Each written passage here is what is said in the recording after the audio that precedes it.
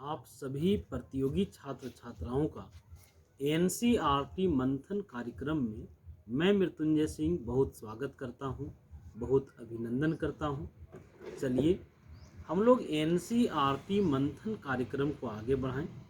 12वीं एनसीईआरटी का पहला चैप्टर अर्थशास्त्र का परिचय, इससे पूरे चैप्टर से ऑब्जेक्टिव प्रश्नों का मैंने संग्रह तैयार किया है। इतना ही नहीं, अर्थशास्त्र के परिचय इस चैप्टर से अलग अलग टाइम में टीजीटी और पीजीटी में जो प्रश्न पूछे गए, उन प्रश्नों को भी मैंने संग्रहित करने का प्रयास किया है, ताकि जब इन प्रश्नों को आप देखेंगे तो आपको पता चल पाएगा कि अर्थशास्त्र के परिचय से किस किस प्रकार के प्रश्न टीजीटी और पीजीटी में पूछे जाते रहे हैं।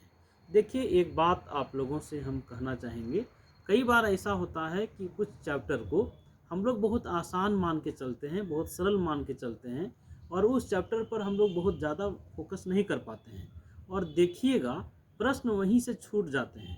इसलिए प्रतियोगी परीक्षाओं में किसी भी चैप्टर को हम लोगों को आसान मान के नहीं चलना है।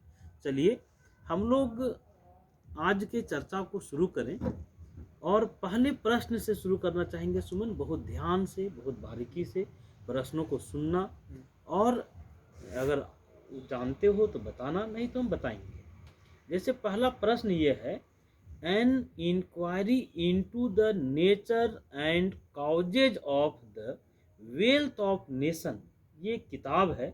ये किताब कब और किसने लिखा, बताओ, जानकारी है तो। एडम स्मिथ 1776 में। बिल्कुल सही है कि an inquiry into the nature and causes of the wealth of nation, ये किताब एडम स्मिथ के द्वारा लिखा गया और 1776 में लिखा गया। ठीक है, देखो इकोनॉमिक्स में इस किताब का बहुत महत्व है। इसलिए बहुत महत्व है क्योंकि एडम स्मिथ अर्थशास्त्र के जनक हैं। ठीक है, एडम स्मिथ को अर्थशास्त्र का पिता माना जाता है, और अर्थशास्त्र संबंधित जो उनके प्रारंभिक विचार थे एडम स्मिथ के, अर्थशास्त्र का जो डिफिनेशन था वो इसी किताब में आया था। चलिए तो हम लोग दूसरे प्रश्न पर आए, और ये प्रश्न कई बार टीजीटी पीजीटी में पूछा गया है, ध्यान से सुनिएगा। प्रश्न ये है कि अर्थशास्त्र में आवश्यकता विहीनता का सिद्धांत किसने दिया। आवश्यकता विहीनता का मतलब क्या होता है, बताओ। आवश्यकता विहीनता का मतलब ये है आवश्यकता को कम करना या आवश्यकता को कम महत्व देना। तो अर्थशास्त्र में आवश्यकता विहीनता का सिद्धांत किसने दिया, ध्यान से समझना। आवश्यकता विहीनता का सिद्धांत देने का काम जेके मेहता ने किया था। ठीक, जेके मेहता का पूरा नाम है जमशेद काई खुसरो मेहता। क्या नाम है इनका?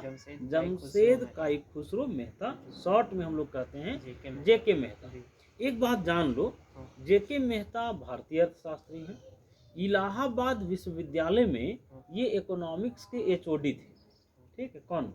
जेके मेहता। और जेके मेहता के बारे में कहा जाता है कि ये दार्शनिक जैसे थे, दार्शनिक प्रवृत्ति के व्यक्ति थे, सन्यासी प्रवृत्ति के व्यक्तित्व था इनका। ठीक है, इसलिए इनको भारतीय दार्शनिक सन्यासी अर्थशास्त्र भी कहा जाता है। ठीक है, जेके मेहता को क्या कहा जाता है? ये दार्शनिक अर्थशास्त्री थे, सन्यासी अर्थशास्त्री थे। और हम लोग एक बात जानते हैं कि जो सन्यासी जो होता है वो दुनिया के भौतिक चीजों में उसका बहुत इंटरेस्ट नहीं रहता है, नहीं, सांसारिक मोह माया से वो ऊपर रहता है। और सन्यासियों को देखोगे कि उनकी ज़रूरतें बहुत लिमिटेड होती है। एक कपड़ा है, रहने के लिए कोई आलीशान मकान नहीं है, नहीं, छोटे से मकान में जी लिया। मतलब जो सन्यासी जो होते हैं उनके बारे में एक बात जानते हैं हम लोग कि इनकी ज़रूरतें सीमित हैं, और अपनी सीमित ज़रूरत में भी सन्यासी खुश रहते हैं। नहीं, जो भारत के साधु संत हैं वो अपनी सीमित ज़रूरतों में भी ये खुश हैं। तो जेके मेहता को सन्यासी इसलिए कहे क्योंकि इन्होंने कहा कि अर्थशास्त्र का मुख्य उद्देश्य क्या है, तो अपने वास्तविक सुख को अधिकतम करना, ये अर्थशास्त्र का उद्देश्य है। कौन कहे? जेके मेहता। जेके मेहता ने कहा कि अर्थशास्त्र का मुख्य उद्देश्य है अपने वास्तविक सुख को अधिकतम करना। तो फिर लोगों ने जेके मेहता से पूछा कि मेहता जी ये बताइए कि वास्तविक सुख अधिकतम कैसे होगा। तो बड़ा सिंपल तरीके से ये बोले कि वास्तविक सुख को अगर अधिकतम करना है तो अपनी इच्छाओं को, अपनी जरूरतों को सीमित करो। ठीक है, ये कहे कि अपनी इच्छाओं को सीमित करने में सुख है, इच्छाओं को बढ़ाने में सुख नहीं है। इसलिए अर्थशास्त्र में आवश्यकता विहीनता का सिद्धांत जेके मेहता ने दिया। ठीक है, अब चलो तीसरा प्रश्न है, बहुत अच्छा प्रश्न है कि पहली बार किस अर्थशास्त्री ने व्यष्टि एवं समष्टि अर्थशास्त्र जैसे पदों का प्रयोग किया। ठीक, तो एक बात जान लो कि इकोनॉमिक्स को जो व्यष्टि अर्थशास्त्र और समष्टि अर्थशास्त्र के रूप में बांटा गया और आज अर्थशास्त्र का ये बंटवारा बहुत लोकप्रिय हो गया। इकोनॉमिक्स को व्यष्टि और समष्टि में हम लोग पढ़ने लगे, लेकिन सबसे पहले रैगनार फ्रिश नाम के एक अर्थशास्त्री हैं। ये ओस्लो विश्वविद्यालय में अर्थशास्त्र के प्रोफेसर थे। ये 1933 ईस्वी में व्यष्टि और समष्टि अर्थशास्त्र के रूप में अर्थशास्त्र को बांटा था। एक को व्यष्टि कहा, दूसरे को समष्टि कहा। ठीक है, लेकिन जब रैगनार फ्रिश अपनी किताब लिख रहे थे, रैगनार फ्रिश जब ये विभाजन कर रहे थे, तो उस समय अर्थशास्त्र का ये बंटवारा बहुत लोकप्रिय नहीं हुआ था। ठीक है, 33 में ये बांटे थे, लेकिन उस टाइम बहुत लोकप्रिय नहीं हुआ। इसके ठीक 3 सालों के बाद केन्स की किताब 1936 में पब्लिश हुआ, the general theory of employment, interest and money. जब ये किताब पब्लिश हुआ तो समझो कि पूरे दुनिया के अर्थशास्त्रियों का निगाह उसमें गया और अर्थशास्त्र का अध्ययन व्यष्टि और समष्टि के रूप में किया जाने लगा। ठीक, लेकिन सबसे पहली बार व्यष्टि और समष्टि में कौन बांटे? रैगनार फ्रिश बांटे, 1933 में बांटे। क्लियर है? 3 प्रश्नों को देखें। अब देखो चौथा प्रश्न है कि अर्थशास्त्र नामक पुस्तक किनके द्वारा लिखी गई। बताओ। कौटिल्य के द्वारा लिखी गई। कौटिल्य का ही दूसरा नाम चाणक्य है। और हम लोग देखो ये बात जानते हैं कि बहुत बाद में 1776 में an inquiry into the nature and causes of the wealth of nature लिखा गया 1776 में।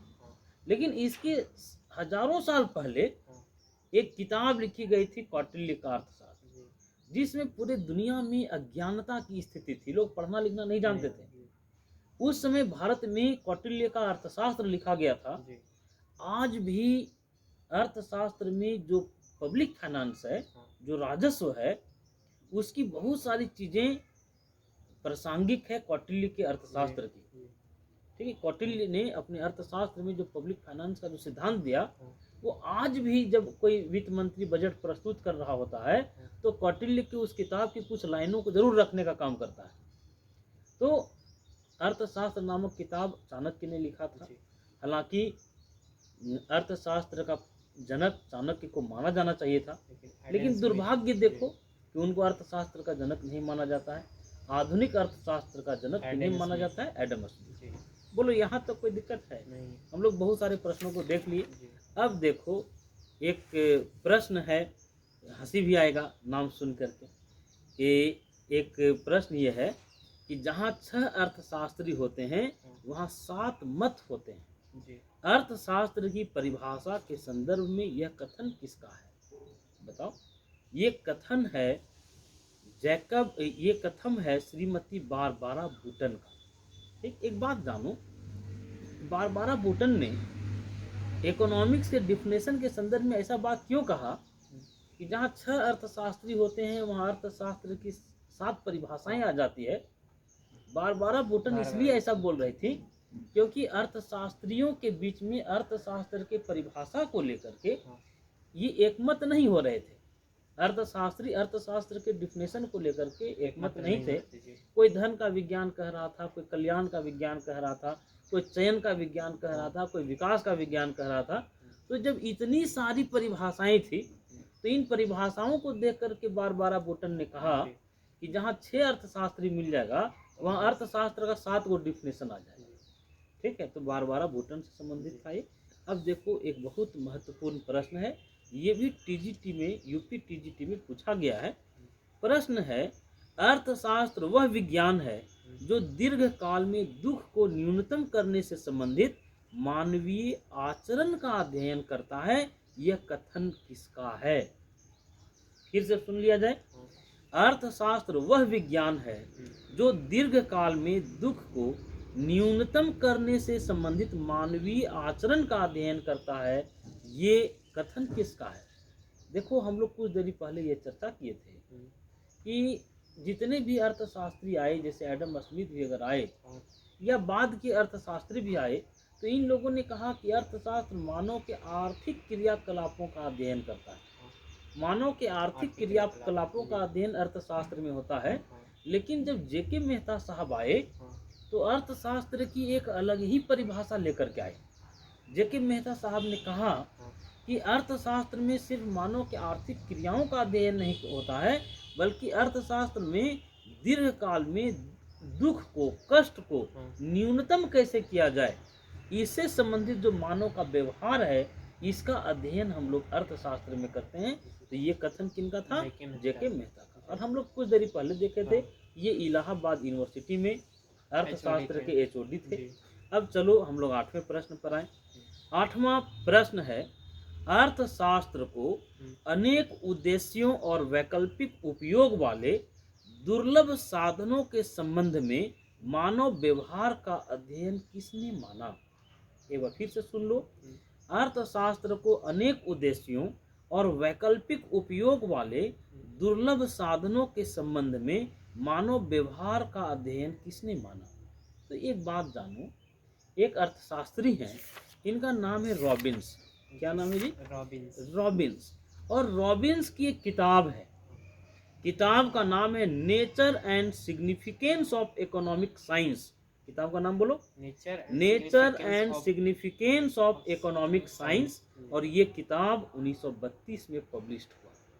कब पब्लिश हुआ था? 1932। किताब का नाम बोलो, nature and significance of economic science, 1932 में पब्लिश हुआ। किनकी किताब है? रॉबिन्स की। रॉबिन्स अपनी इस किताब में अर्थशास्त्र के संदर्भ में अपनी एक परिभाषा देते हैं कि मानव की जरूरत असीमित है। बात सही है कि नहीं? सही। हम लोगों का जो जरूरत है वो सीमित नहीं है, असीमित जरूरत है। लेकिन इस असीमित जरूरत को पूरा करने वाले जो साधन हैं वो सीमित है, संसाधन सीमित है। और तीसरा बात ये जानो कि संसाधनों का वैकल्पिक प्रयोग होता है। जितने भी संसाधन हैं उनका वैकल्पिक प्रयोग होता है। जैसे तुम्हारे पास लकड़ी है, तुम उसका प्रयोग जलावन में कर सकते हो, उसका प्रयोग तुम फर्नीचर में कर सकते हो। नहीं, तुम्हारे पास 500 रुपया है, 500 रुपया का तुम जूता खरीद सकते हो, 500 रुपया में तुम टी शर्ट खरीद सकते हो। तो 500 रुपया का वैकल्पिक प्रयोग हो रहा है कि नहीं? तो उत्पादन के जितने भी साधन हैं, सभी साधनों का वैकल्पिक प्रयोग होता है। और जितने भी तरह की मानव की आवश्यकता है वो एक जैसा महत्व नहीं रखता है।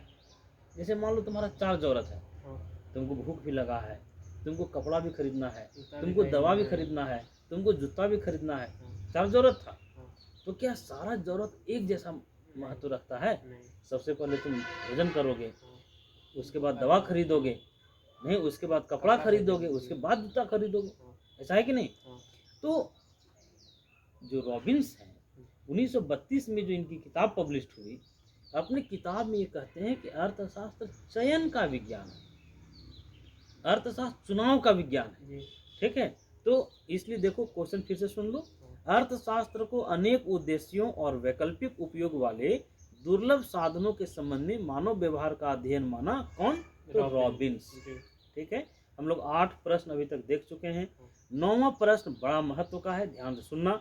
9वां प्रश्न है, professor Marshall, Pigou, Ely, Cannan आदि अर्थशास्त्रियों ने अर्थशास्त्र के संबंध में किस दृष्टिकोण को महत्व प्रदान किया? ठीक, ये अर्थशास्त्री चाहे मार्शल हो, पीगू हो, एली हो, केनन हो, इन अर्थशास्त्रियों ने किस दृष्टिकोण को महत्व दिया? ऑप्शन सुनो। ऑप्शन है कल्याण प्रधान, ऑप्शन बी है धन प्रधान, ऑप्शन सी है आवश्यकता प्रधान और ऑप्शन डी है दुर्लभता प्रधान। ये 4 ऑप्शन है, जान लो। Marshall, Pigou, Ely, Allen, Cannan. जी ये अर्थशास्त्री अर्थशास्त्र में कल्याण प्रधान दृष्टिकोण का प्रतिपादन किया। मतलब मार्शल ने ये कहा और इनके अनुयायियों ने कहा हाँ कि इकोनॉमिक्स में मानव के भौतिक कल्याण का अध्ययन करते हैं। जी ठीक है, जैसे देखो मार्शल की किताब है प्रिंसिपल ऑफ इकोनॉमिक्स। ठीक है, क्या नाम है किताब का? प्रिंसिपल ऑफ जी इकोनॉमिक्स। और एक बात बता दें कि प्रिंसिपल ऑफ इकोनॉमिक्स 1890 में पब्लिश हुआ था। कब? 1890 में कौन सी किताब? प्रिंसिपल ऑफ इकोनॉमिक्स कब पब्लिश हुआ था? 1890 में। मार्शल महोदय के पहले हाँ। एडम स्मिथ की किताब आई थी हाँ। वेल्थ ऑफ नेशन, 1776 में आया था। और वेल्थ ऑफ नेशन में एडम स्मिथ ने कहा था कि अर्थशास्त्र धन का अध्ययन करता है। ठीक है, तो जब ये परिभाषा एडम स्मिथ ने दिया तो अर्थशास्त्र का चारों तरफ आलोचना होने लगा, शिकायत होने लगा। क्यों शिकायत होने लगा भाई? लोग ये कहने लगे कि नहीं, ये जो है रोटी का विज्ञान है, ये मक्खन का विज्ञान है, ये धन का विज्ञान है। इस तरह की आलोचनाएं इकोनॉमिक्स की होने लगी। और मार्शल उन दिनों युवा थे, जवान थे। ये कैम्ब्रिज यूनिवर्सिटी में प्रोफेसर थे। कौन? मार्शल। ठीक, कैम्ब्रिज विश्वविद्यालय में ये अर्थशास्त्र के प्रोफेसर थे। तो अर्थशास्त्र की शिकायत को ये बर्दाश्त नहीं कर पाए। क्यों नहीं कर पाए? क्योंकि इकोनॉमिक्स से ये मोहब्बत करते थे, इकोनॉमिक्स से लगाव रखते थे। और हम लोग जिससे लगाव रखें उसकी शिकायत हम लोग बर्दाश्त नहीं कर सकते हैं। तो मार्शल के मन में आया कि नहीं, जो इकोनॉमिक्स की जो बदनामी हो रही है दुनिया की नज़रों में, जो लोग कह रहे हैं कि अर्थशास्त्र धन का अध्ययन करता है, तो इन्होंने कहा कि नहीं, अर्थशास्त्र मानव के भौतिक कल्याण का अध्ययन करता है। ठीक है, मानव के कल्याण का हम लोग अध्ययन करते हैं इकोनॉमिक्स में। 1890 में इनकी किताब पब्लिश हुई। और मार्शल के समर्थक थे पिगू, एली, केनन। इन सारे लोगों ने कहा कि अर्थशास्त्र का जो अर्थशास्त्र का कैसा दृष्टिकोण दिया? तो कल्याण संबंधित दृष्टिकोण दिया। तो हम लोग 9 प्रश्न अभी तक देख लिए। सारे प्रश्नों को विश्वास है समझे होगे। अब ध्यान से सुनना। एक प्रश्न है जो कि देखो हमारा एकदम प्रयास है कि प्रतिदिन थोड़ा ही सही लेकिन कुछ न कुछ नई चीज़ों को हम लोग सीखें। ठीक है, अब देखो 10वां प्रश्न है, एडम स्मिथ एवं उनके अनुयायियों को क्या माना जाता है? तो एक बात तुमको हम बता दें कि एडम स्मिथ और उनके अनुयायियों को, उनके अनुयायी मतलब उनको फॉलो करने वाले, फॉलोअर्स कह सकते हो। एडम स्मिथ और उनके अनुयायियों को हम लोग प्रतिष्ठित अर्थशास्त्री कहते हैं, क्लासिकल इकोनॉमिक्स कहते हैं। ठीक, क्लासिकल मतलब होता है पुराना।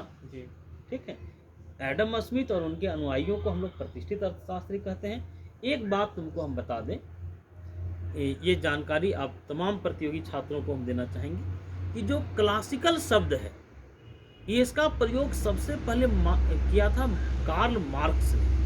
क्लासिकल शब्द का प्रयोग सबसे पहले कौन किए? तो कार्ल मार्क्स ने किया। ठीक, तो एडम स्मिथ और उनके अनुयायियों को हम लोग प्रतिष्ठित अर्थशास्त्री कहते हैं। यहाँ से एक नई बात निकल के आई कि प्रतिष्ठित शब्द का प्रयोग, क्लासिकल वर्ड का प्रयोग सबसे पहले कौन किए थे? तो कार्ल मार्क्स किए थे। और मार्क्स की एक विश्व प्रसिद्ध किताब है दास कैपिटल। ठीक, मार्क्स की किताब का नाम क्या है? Das Kapital. अब चलो अगला प्रश्न है और 11वां प्रश्न है, अर्थशास्त्र को रोजगार एवं जीवन स्तर को प्रभावित करने वाले तत्वों का अध्ययन किसने माना? हम फिर से क्वेश्चन पूछते हैं, अर्थशास्त्र को रोजगार एवं जीवन स्तर को प्रभावित करने वाले तत्वों का अध्ययन किसने माना? मतलब एक अर्थशास्त्री है बेनहम, इनका ये मानना था। कौन अर्थशास्त्री है? बेनहम। बेनहम ने कहा कि अर्थशास्त्र जो है वह रोजगार और जीवन स्तर को प्रभावित करने वाले तत्वों के बारे में पढ़ता है, रोजगार का अध्ययन करता है और जीवन स्तर, एक अच्छा जीवन स्तर कैसे हो इसको प्रभावित करने वाले तत्वों का अध्ययन इकोनॉमिक्स में किया जाता है। और ये बेनहम ने कहा। कौन कहा? बेनहम ने। अब चलो एक महत्वपूर्ण प्रश्न है, अर्थशास्त्र की विकास केंद्रित परिभाषा के समर्थक अर्थशास्त्री निम्न में कौन है? हम लोग अभी तक देखे बाबू कि धन का अध्ययन करता है एडम स्मिथ ने कहा, जी। कल्याण का अध्ययन करता है मार्शल ने कहा, चयन का अध्ययन करता है रॉबिन्स ने कहा, और सबकी किताब को भी हम लोग देख लिए कौन सी किताब है, कब पब्लिश हुआ। लेकिन एक अर्थशास्त्री हैं, उनका नाम है सैमुएलसन, सैमुएलसन, ठीक है। और सैमुएलसन जो हैं ये आधुनिक अर्थशास्त्री हैं, मॉडर्न इकोनॉमिस्ट हैं, ठीक है। और इनकी किताब का नाम ध्यान से सुनना, इनकी किताब का नाम है फाउंडेशन ऑफ इकोनॉमिक एनालिसिस। बोलो किताब का नाम, foundation of economic analysis, foundation of economic analysis Samuelson की किताब है। और इस किताब में सैमुएलसन ने अर्थशास्त्र को क्या कहा कि अर्थशास्त्र विकास का विज्ञान है, ठीक। लेकिन जब सैमुएलसन से पूछा गया कि विकास का मतलब, इन्होंने कहा कि विकास सतत चलने वाली एक प्रक्रिया है, लगातार चलने वाली प्रक्रिया है। लोगों ने फिर पूछा कि भाई कैसे कहें सतत विकास को, और ऐसा समझाइए कि एक साधारण आदमी समझ सके। तो इन्होंने कहा कि देखिए एक समय था कि जब हम लोग चिट्ठी लेकर के कबूतर जाता था उसको विकास समझते थे, नहीं, लेकिन एक समय आया कि जब चिट्ठी लेकर के डाकिया जाने लगा तो लोग उसको विकास समझे। जब फिर देखिए एक समय आया कि जब ईमेल का ज़माना आया, जब व्हाट्सएप का ज़माना आया तो इसको लोग विकास समझने लगे, नहीं। तो ये विकास क्या है, तो सतत चलने वाली, लगातार चलने वाला एक प्रोसेस है, ठीक। तो सैमुएलसन का ये मानना था अर्थशास्त्र विकास का विज्ञान है। तो हम लोग अभी तक कितने प्रश्नों को देखे, 12 प्रश्नों को देखे। और जो लोग वीडियो क्लास के माध्यम से जुड़ रहे हैं वैसे लोगों से एक प्रश्न है, आज का क्वेश्चन ऑफ द डे है, ध्यान से सुनिएगा और इसका जवाब आप कमेंट्स करके ज़रूर दीजिएगा। आप खोजी प्रवृत्ति के बनिए, रोज़ अपने नॉलेज को थोड़ा ही सही लेकिन बढ़ाइए। हम देखिए बार बार आप लोगों से एक बात कहते हैं कि किसी भी प्रतियोगी परीक्षा में सफल होने के लिए बहुत इंटेलिजेंट होने की ज़रूरत नहीं है। जो मेधावी लोग होते हैं वही निकालते हैं प्रतियोगी परीक्षा, ऐसा कुछ नहीं है। जो निरंतर पढ़ने वाले लोग होते हैं, जो खोजी प्रवृत्ति के लोग होते हैं, धीरे धीरे ही सही लेकिन निरंतर जो पढ़ते हैं वैसे लोग सफल होते हैं। और प्रश्न देने का मकसद है कि आप खोजी प्रवृत्ति का बने। ध्यान से प्रश्न सुनिएगा। रॉबिन्स ने अर्थशास्त्र को माना। हम ऑप्शन दे रहे हैं, वास्तविक विज्ञान, ऑप्शन बी है आदर्श विज्ञान, ऑप्शन सी है ए एवं बी दोनों, और ऑप्शन डी है इनमें से कोई नहीं। इस प्रश्न का उत्तर आप कमेंट्स के माध्यम से बताइएगा। बहुत धन्यवाद।